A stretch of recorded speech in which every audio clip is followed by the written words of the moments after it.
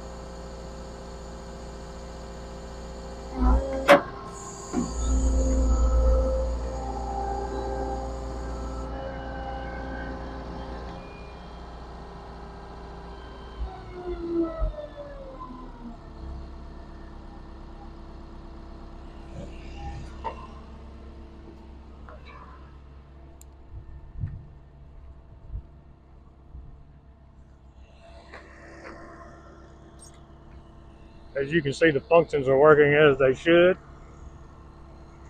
I'll show you the hour meter.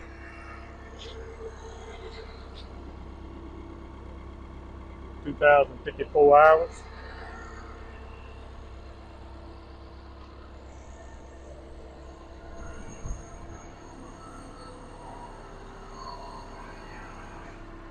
We have a full rack of new drill rod. It's ready to go to work.